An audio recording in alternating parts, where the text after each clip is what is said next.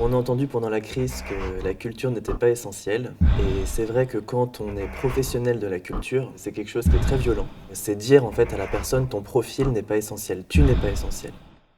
Pourquoi nous, on serait plus un danger pour le peuple que d'autres formes professionnelles?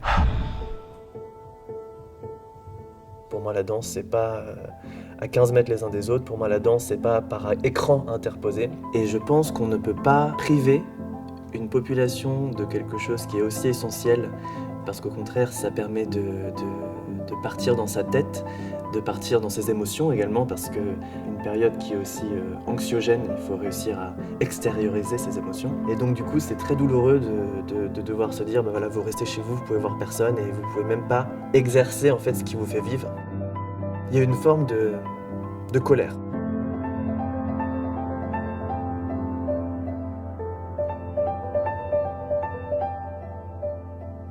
Moi, j'ai été formé en France. Ensuite, je suis parti à New York, chez Alvin Ailey, et je suis resté 7 ans travailler là-bas en tant que danseur et puis après en développant la compagnie Azad Dance Theater pour laquelle je travaille aujourd'hui.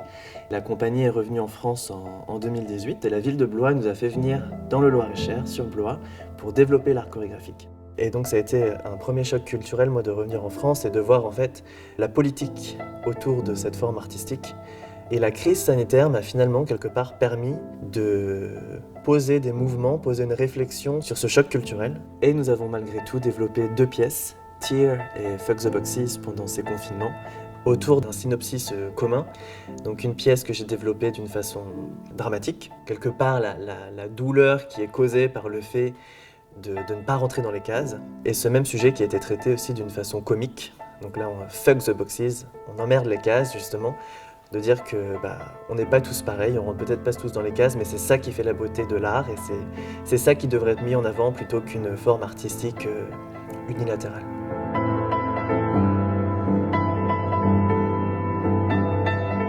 Malgré tout ça, malgré la crise, malgré le jeu politique, malgré la vision qu'on peut avoir de la danse, ce qui me pousse vraiment à aller vers l'avant, moi, c'est vraiment de dire il faut habiter son corps, il faut voir des corps en mouvement, il faut soi-même être en mouvement d'une façon ou d'une autre. Et des personnes qui ne dansent pas ou qui ne savent pas être en mouvement, de voir des gens en mouvement, ça leur permet aussi d'extérioriser. Et il y a ce lien invisible dans le spectacle vivant, là dans la danse en l'occurrence, qui est sans mots, qui est vraiment une forme artistique qui est que par le corps et qui permet aussi à des personnes qui ne sont pas en mouvement d'avoir un mouvement intérieur.